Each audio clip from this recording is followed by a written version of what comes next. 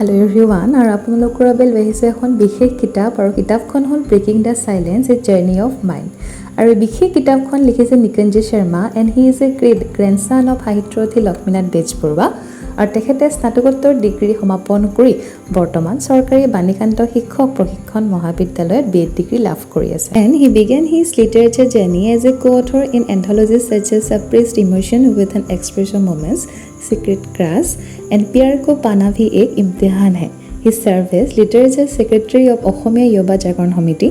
founder, editor of Creative Talents and Literary Organization. He worked in NGOs like Leo Club of Guwahati Gold and UNI.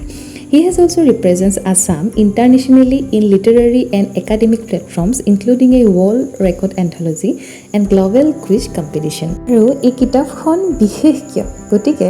Breaking the challenge a journey of mind নামেৰে নিকুঞ্জ শৰ্মাই নিজৰ কিতাপখনক নামাকৰণ কৰিছে যদিও ইয়াত ভিন ভিন ব্যক্তিৰ অনুভৱ প্ৰকাশভংগী জীৱন যুঁজৰ অভিজ্ঞতাসমূহ সকলো দিশৰ পৰাই তেখেতে সন্নিৱিষ্ট কৰিছে য'ত প্ৰতিজন ব্যক্তি বিশেষেই নিজৰ জীৱনটোক হয়তো কম বেছি পৰিমাণে কিতাপখন পঢ়াৰ পিছত জড়িত কৰিব পাৰিব এই কিতাপখন উৎসৰ্গিত কৰা হৈছে সেই প্ৰত্যেকগৰাকী শিক্ষাৰ্থীলৈ যিয়ে ভিন ভিন প্ৰতিযোগিতামূলক পৰীক্ষা UPSC